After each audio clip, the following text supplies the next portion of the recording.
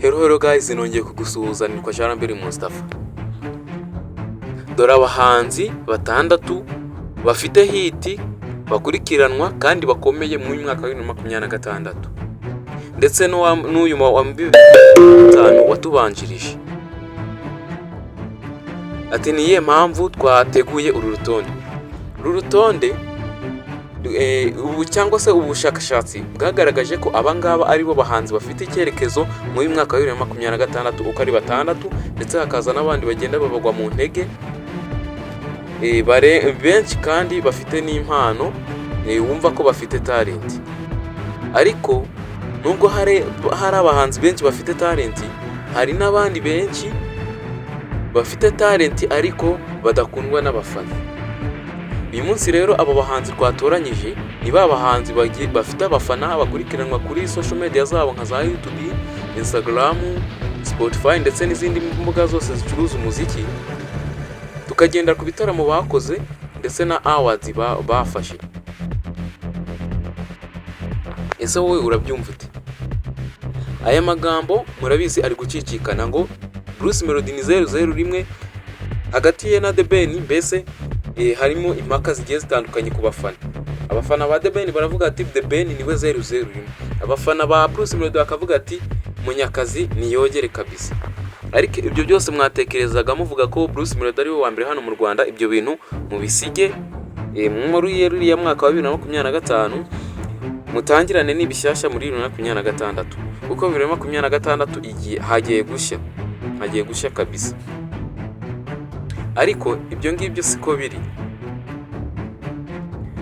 Dore abahanzi batandatu bafite icyerekezo kandi bakomeye hano mu Rwanda, twirengagije ibyo bya 001 ndetse twirengagije n'ibyo bindi byose biri kugenda bihwihwiswa. Reka duhere ku muhanzi wa gatandatu. Umuhanzi wa gatandatu ni umuhanzi bita Element.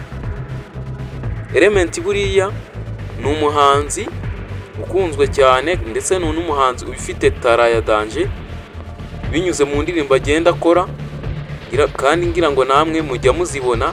Ni indirimbo nziza nk'afite indirimbo nyinshi zakunzwe, harimo nka za Tombe, hakazamo Kashe, hakazamo n'izindi nyinshi nka za Mirere. Ni umuhanzi wakunzwe cyane.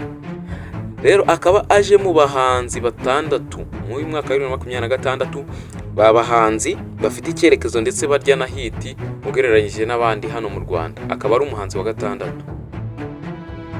Umuhanzi wa gatanu ni umuhanzi bita Chris Easy.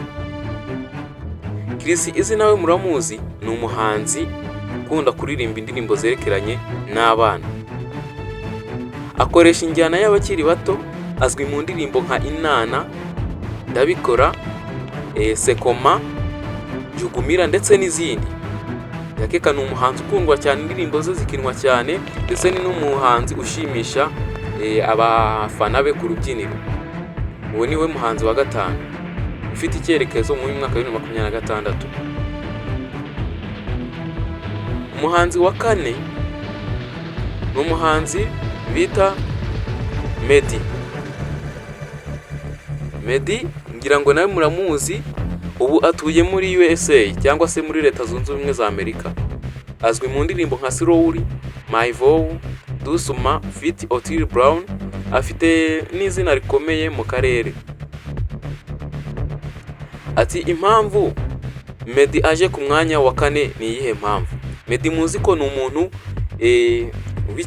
yaramamaye cyane, ariko impamvu uyu Meddy tutamusize ku mwanya wa kane nuko nta hiti akirya hano mu Rwanda. Hiti ye isa nkaho yarangiye kubera ko ntabwo aba mu Rwanda, mbese bivuze ngo ni nkaho we hiti ari kuyirira mu bindi bihugu nka muri USA ndetse n'ahandi. Gusa ariko bitewe na hiti yariye bivuye ku ndirimbo ye nka Slowly ndetse na My Vow, ni indirimbo zakunzwe cyane, aho Meddy ari ufite n'indirimbo yarebwe cyane hano mu Rwanda yitwa Slowly, imaze kurebwa n'abantu barenga miliyoni 120. Meddy kandi iki twagifata nkaho ari nk'igikombe yatanze hano mu Rwanda, kubera yuko niwe muhanzi watubumburiye ndetse na n'ubu nta wundi muntu uramukurikira mu kugira indirimbo yarebwe cyane, uretse undi bita Israel Mbonyi umugwa mu ntege ufite indirimbo ye yitwa Ni Nasiri imaze kugira kurebwa n'abantu basaga ibihumbi 84 aho ngaho. Indirimbo ye rero Ni Nasiri niyo iri kugwa mu ntege, iyi ndirimbo yitwa Slowly aho igiye kurebwa imaze kurebwa n'abasaga miliyoni 84. Urumva ko nayo ni indirimbo iri kuzamuka cyane. Meddy rero nawe ni umwe mu bahanzi bariye hit ndetse bakomeje no kuyirya hano mu Rwanda, akaba rero ari ku mwanya wa 4.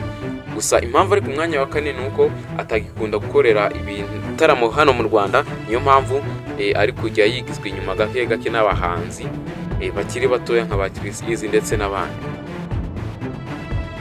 Ku mwanya wa 3 turahasanga umuhanzi bita The Ben. The Ben nayo muramuzi, bamwe bakunda kumwita Tiger ndetse abandi bakamwita n'andi mazina agiye atandukanye. The Ben rero azwi mu ndirimbo nka Why, Ngufite, Naremeye, ndetse yakoranye n'indirimbo na Bruce Melody na Diamond yitwa Why, ariyo ndirimbo afite yarebwe cyane ndetse yanamwamamaje, bityo bigatuma isi yose imumenya cyane cyane muri East Africa. The Ben rero ni umuhanzi ukundwa cyane ndetse uryoshya n'urubyiniro, ndetse mu Rwanda ari mu bahanzi bakundwa cyane n'abakobwa ugereranyije n'abandi bahanzi hano mu Rwanda. The Ben rero akaba aje ku mwanya wa 3. Umwanya wa 2 turahasanga umuhanzi bita Bruce Melody. Bruce Melody azwi cyane mu ndirimbo nka Katerina, Samoya, Totally Crazy, Pom yakoranye na Diamond, mu indirimbo bita Munyakazi ndetse n'izindi. Bruce Melody ntabwo twamuvugaho byinshi kuko murabizi udutenda akora, ndetse ni n'umuhanzi mpuzamahanga kuko akorana n'abahanzi benshi mpuzamahanga, ndetse yakoranye na ba Joe Boy ndetse n'abandi. Ku mwanya wa 1 turahasanga umuhanzi bita Israel Mbonyi. Israel Mbonyi ni umuhanzi muramuzi uririmba indirimbo za gospel, ndetse ni n'umuhanzi ubu ngubu ufite abamukurikira benshi ku rubuga rwe rwa YouTube barenga miliyoni 2. Niwe muhanzi waciye agahigo mu Rwanda ukurikirwa n'abantu benshi ku rubuga rwe rwa YouTube, ndetse niwe muhanzi nanababwira gufite indirimbo bita Ni Nasiri iri kugera ibirenge mu ya Meddy yitwa Slowly. Reka tube dusubikiye aha, naho ubutaha wowe niba wumva hari uwo twibagiwe cyangwa se twaba twasumbukuruje, byandike muri comment tuzamukorera ikiganiro ubutaha. Nitwa Mustafa, iyi ni Twivugire TV. Murakoze.